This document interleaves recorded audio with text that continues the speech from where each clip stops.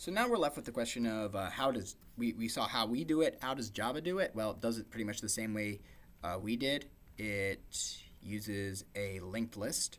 You can create a queue by doing queue string names is equal to new linked list, right? Queue whatever is equal to a new linked list. And that will, because it's stored in the queue interface, you can only use the queue methods. And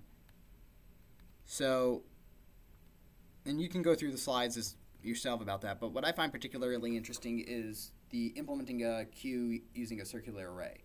Now the reason for this is that, if you think about it, we can't use an array in the same way we can use a linked list, because linked lists are great at constant time adding and constant time removing for the head and tail, but for the front and back of an array list, it's kind of terrible, right? Back is fine. Can manipulate it in the back in constant time, but manipulating the front is an O of n operation. It's linear time, right? And why is that? Because when we remove from the front, we have to shift. Over your perspective, remove from the front, we have to shift everything down. If we add something into the front, we have to move everything up. We have to do all that shifting. So the solution to this is we don't shift. We don't shift anything over. All right?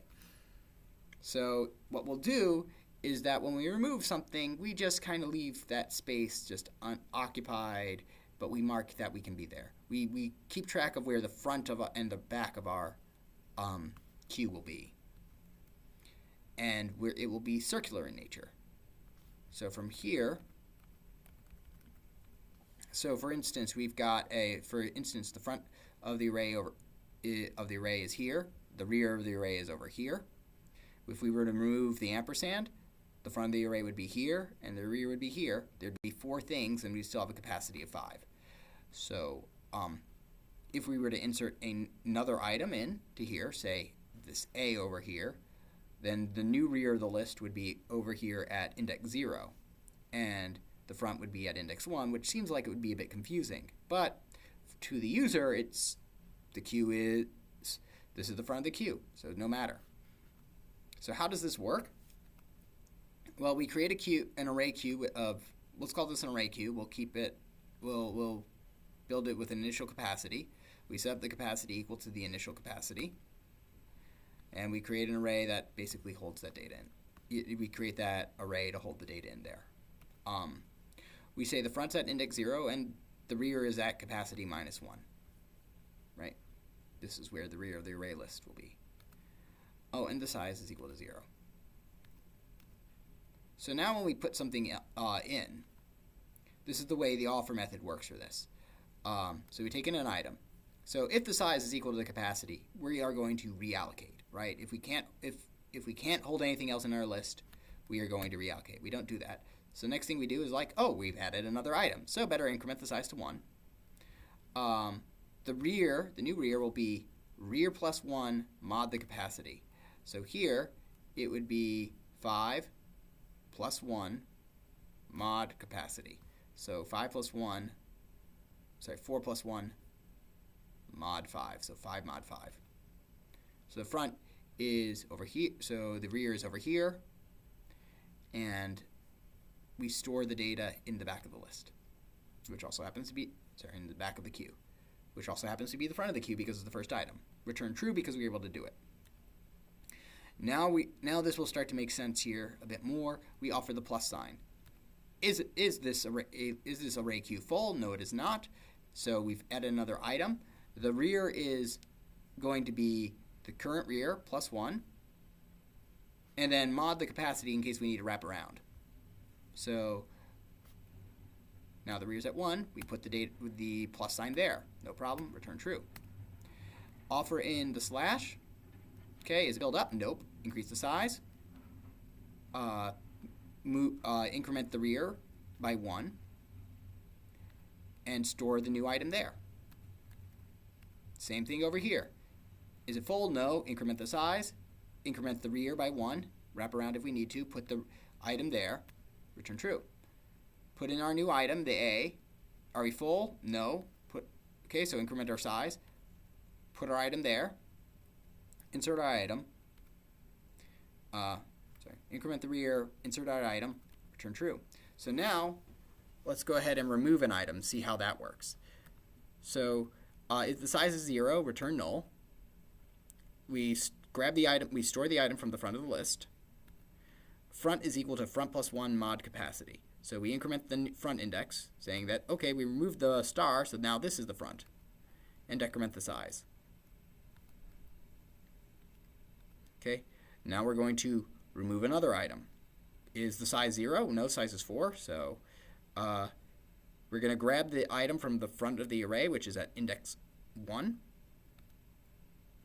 increment the front to be 2, decrement the size, so now we only have 3 items in our array queue, the slash, the minus, and the A, right? And these guys are still stored there, but that's okay. So now we're going to add a new item to show how this works. So public boolean offer, if the size is equal to capacity, we are reallocating. Is the size equal to capacity? Is 3 equal to 5? No, it is not. So we are going to increment the size. The rear is equal to rear plus 1, so 4 plus 1, which is 5, mod 5. So wraps around to 0. Insert our new item there. So now our queue is slash dash AB. Offer C, size equal to capacity, no. Increment our size to 5. Increment the this rear is equal to rear plus 1 mod capacity. The data rear is equal to item. Store the item there. Return true. So now we've got slash dash ABC. Now we offer our new item. Is the size equal to capacity? We reallocate, which is fairly straightforward. Create a new array twice the size of our capacity. Start from the front and start inserting our items into the queue in the order from the front to back, using the modulo operator to wrap around, and we know when to stop based on the size.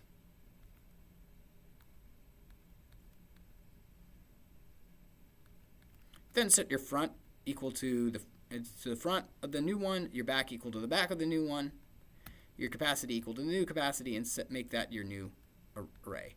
And then continue on from there. So it's fairly straightforward.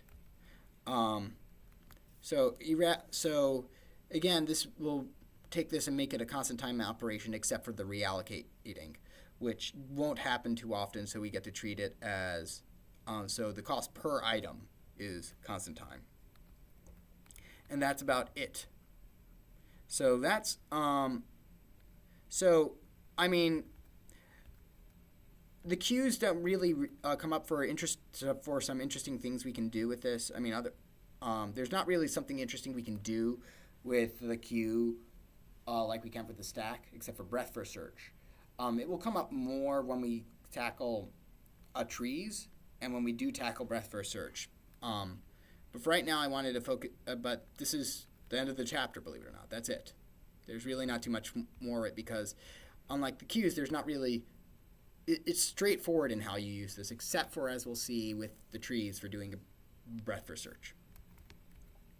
And you can do that mainly over a graph, but you can do an interesting traversal over a tree using a queue. Okay. So that's it for the queues.